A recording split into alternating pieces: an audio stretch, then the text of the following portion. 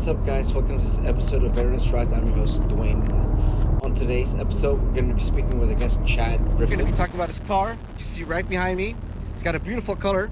It's a 2020 Audi RS3. And of course, at the end of the episode, we're going to be taking for a spin. So a little bit about our guest. He's currently on active duty. He has been in for 20 years. And during that time, he has done 6 deployments and 4 patrols. He was prior enlisted. He's currently an officer. He's an 03, so he's a lieutenant.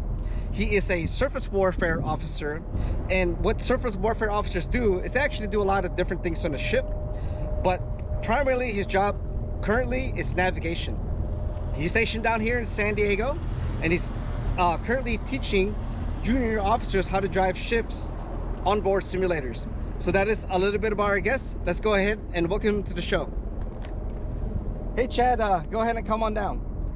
Hey, thank you so much for being in the show. I really appreciate it. Hey Duane, I appreciate the opportunity to be here. Thank you. Yeah, no problem. What was it about this car that appealed to you, or why did you get this car?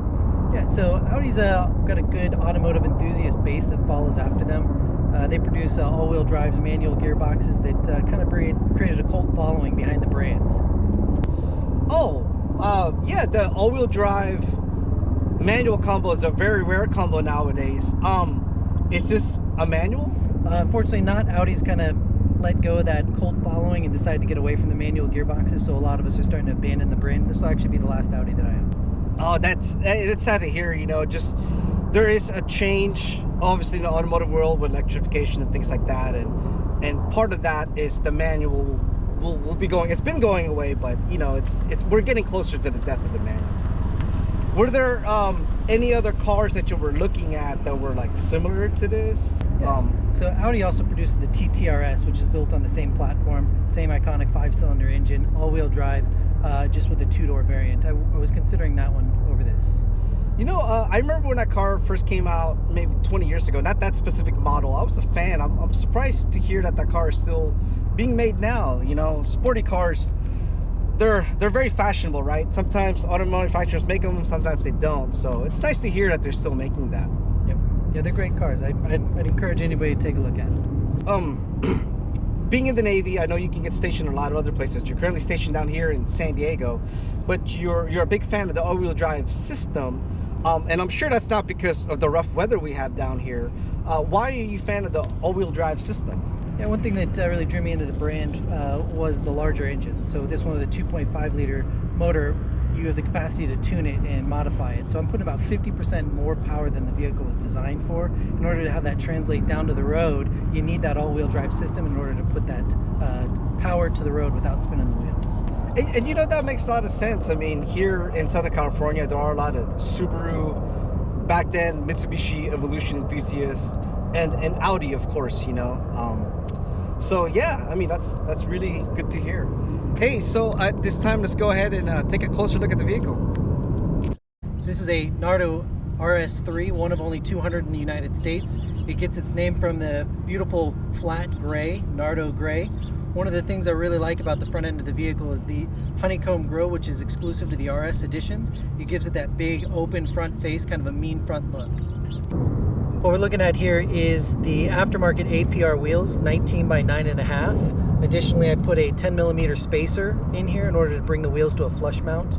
The calipers and rotors are factory. Those are 8-piston Brembo brakes up front. This is a 2.5 liter motor, turbocharged, that comes with the Audi TTRS and Audi RS3. Draws back to Audi's history with the Group B motor racing back in the 70s and 80s, where Audi came in with the 5-cylinder turbo and dominated the motorsports. They brought it back in 2009 for the TTRS and carried it forward over to the new generation of the TTRS and the RS3. Beautiful motor with incredible growth potential. One of the things I really like about the interior is the minimalist design that Audi went with. They've taken the central navigation system, put it up in here to the virtual cockpit. Additional features with the inside that are great are the Alcantara steering wheel and the paddle shifters. All right, it's that time of the show. It's my favorite time of the show, which is where we take this car out for a spin, and let's go ahead and do that right now.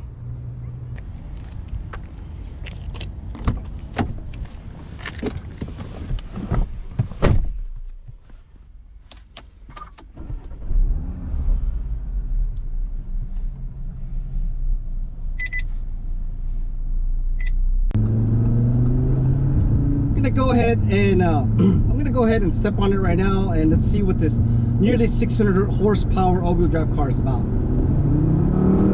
Oh my God! Once you feel that lag, oh yeah. Oops. Let's slow down. Let's slow down. Wow.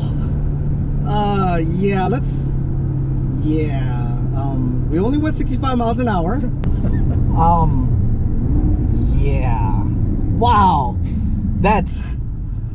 Gee, I felt like I was in a drag car. I mean, I'm not.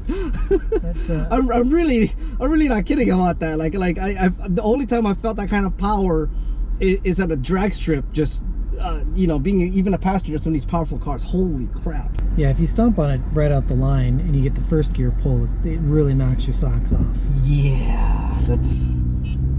Love to do that, but no, I'm good. Thank you for letting me do that, man.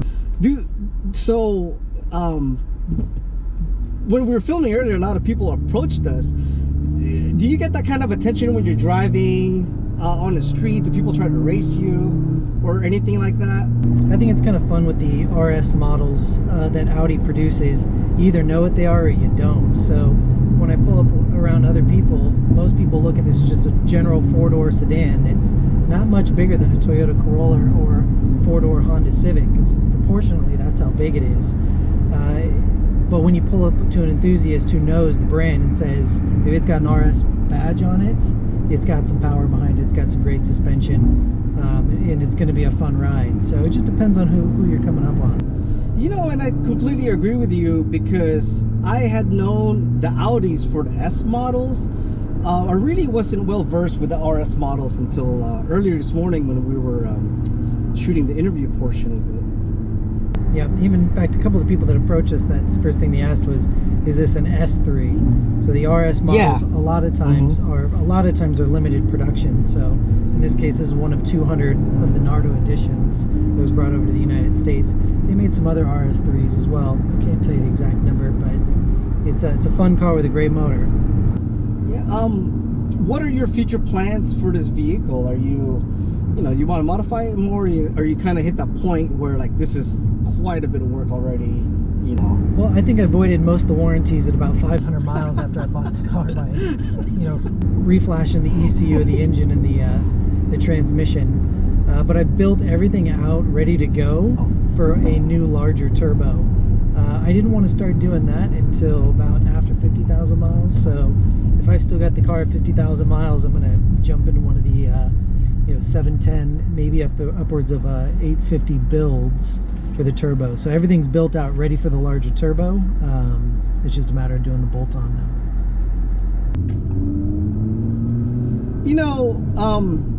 When you get an Audi RS3, you have to know what you're getting. And I mean, I don't think anyone goes to the dealership like, what's that? I think people already know. So I think this car's great for what it is. It's a small compact vehicle, all-wheel drive, so you can take it up in the snow, the Big Bear, and anything of that nature. And it's fairly practical. I mean, just as we mentioned earlier, don't think you're going to be hauling your family to the beach with this thing or anything like that. But if you have a car like this, you probably have a van or SUV or something like that, in your garage. Like, this is not your only car. Hey, I just want to say thank you so much for being in the show. I really appreciate it. It's a pleasure to drive such a rare car.